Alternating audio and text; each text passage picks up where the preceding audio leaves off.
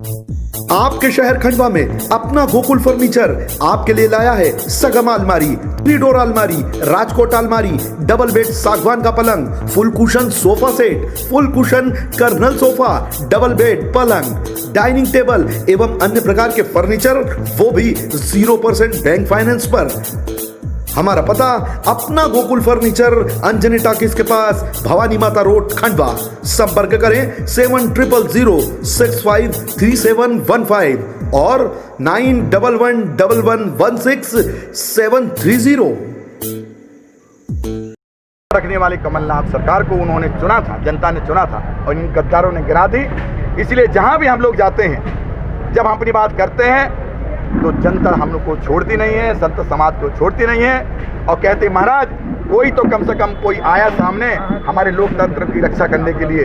और जनता का स्पष्ट कहना है कि महाराज जब भी ये गद्दार आएंगे हम उनसे पूछेंगे कि मेरे आंगने में तुम्हारा क्या काम है। शिवराज जी बोल चुके हैं कि आप बैठ के बात करने बढ़ जाओ। कौन से पूछा है बात करने? आप सभाएं कर रहे हैं लेकिन वो बोल रहे हैं कि बैठ के क्यों नहीं बात करते, आप उनको जो एलिगेशन लगा रहे हैं, आरोप लगा रहे हैं। अरे भाई तो ये हमसे क्यों कहते, जनता से बताएं ना, जनता उत्तर देगी। बैठ के क्या बात करेंगे?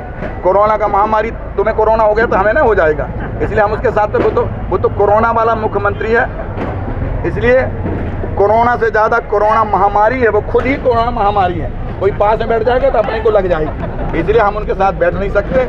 और दूसरी बात है कि उस जैसे झूठा, उस जैसे घोषणावीर ये जनता सब समझती है।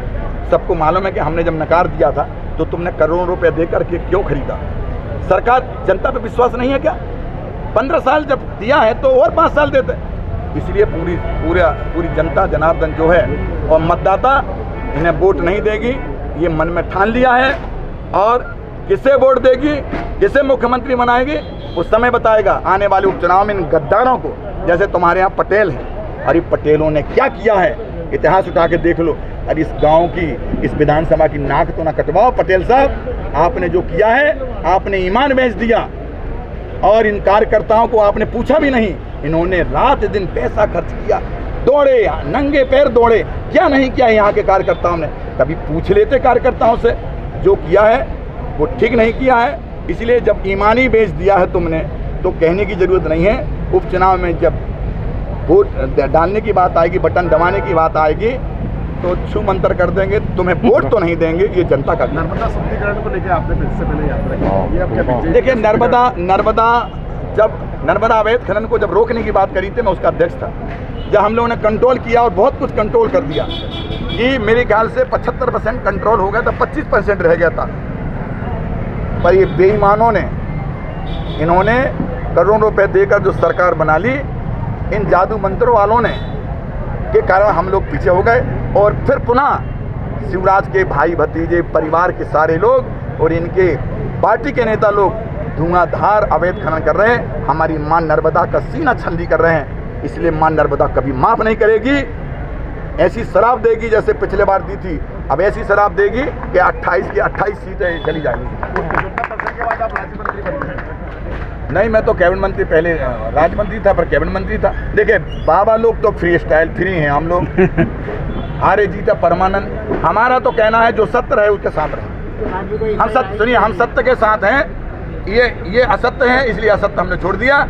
और चूंकि सत्य की बात यह है कि संविधान को खतरा पहुंचने लगा, संविधान जब कुचलने लगे तो पूरा संत समाज खड़ा हो गया और धर्म की बात करें। कमलनाथ सरकार की वापसी होती है तो कोई जिम्मेदारी नहीं है?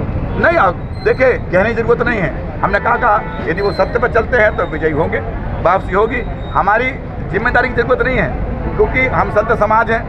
हम जो भी धर्म का मामला आता है हम लोग अपना काम करते हैं, और अधर्म का मामला होता है तो भी हम लोग टक्कर लेने के लिए तैयार रहते हैं।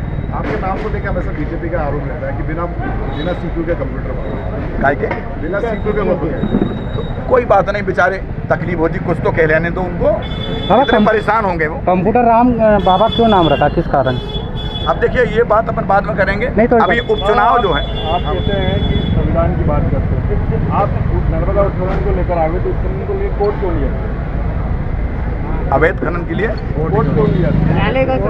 हाँ देखिए, आप सबके सिस्टम अलग अलग है।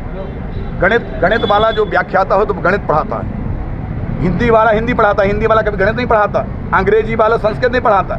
ऐसे ही कोर्ट वाले कोर्ट काम करेंगे, हम लोगों को जागृत करेंगे। जनता हमारी है, भक्त हमारे हैं, तो हम उनको बात करेंगे।